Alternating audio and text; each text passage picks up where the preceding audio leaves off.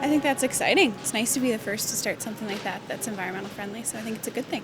I'm all for it. I've seen too much evidence, I guess, of plastic bags out in the woods and caught in the trees and those sorts of things. So moving towards biodegradable products or reusable bags, I'm all for it. I'm totally in agreement with it, 100%.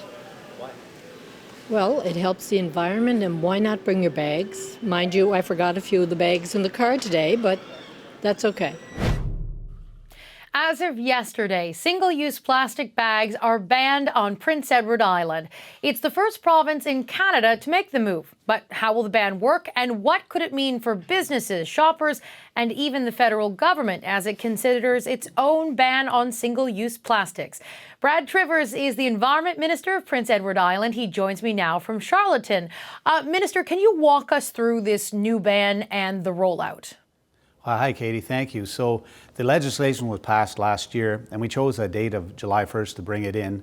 And really what it is you can buy a reusable bag for $1 or a paper bag for 15 cents. And for the first 6 months, from July 1st, basically now until January, there'll be no enforcement, and it really gives a chance for people to get used to it.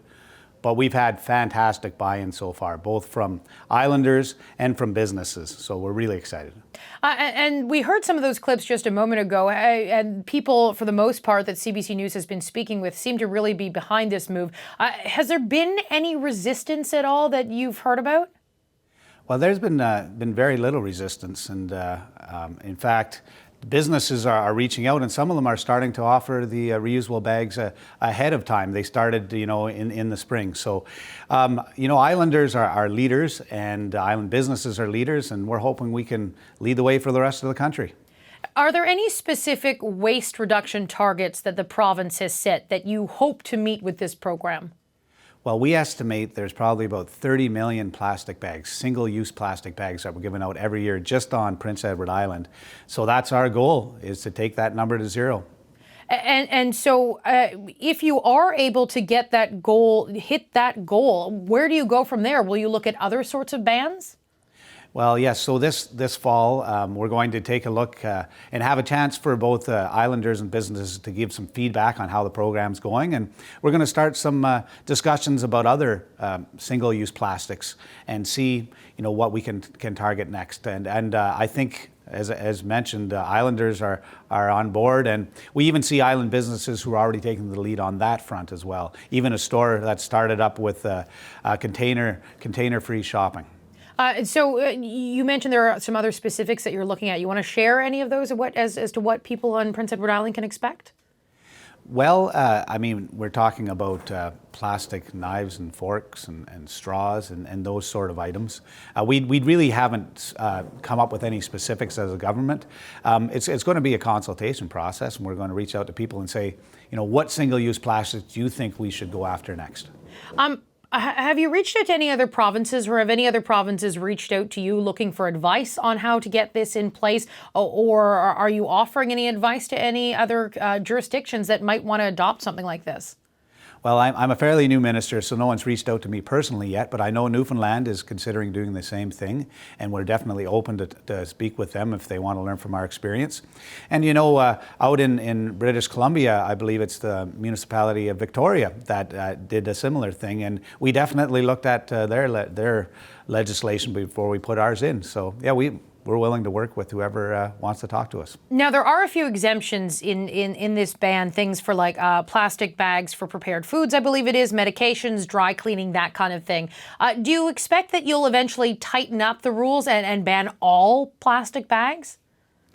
Well, it's hard to say at this point. I mean, some of the exemptions are for sanitary reasons. If you have, for example, some meats and fish and goods that are not dry goods, you have to make sure that you have a surface that it can't be contaminated with bacteria. Now, of course, reusable bags are washable. At this point, that's not on the radar, though. Okay.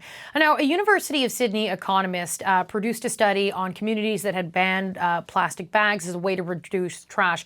And she, over the past year, has spoken with some American news outlets, NPR specifically.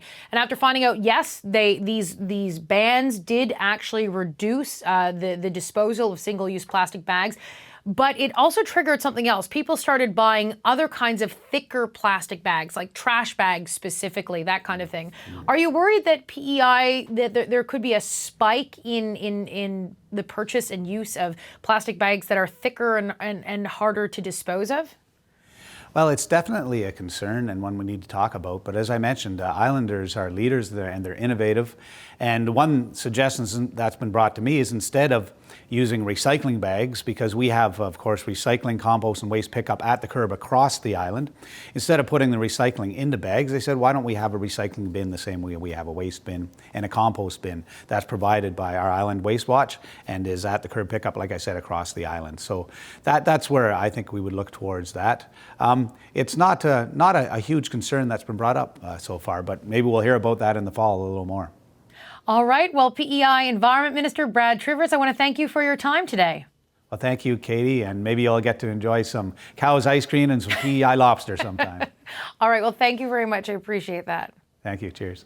Hi, I'm Vashi Capellos, host of Power in Politics. See more of our show by subscribing to the CBC News channel or click the link for another video. Thanks for watching.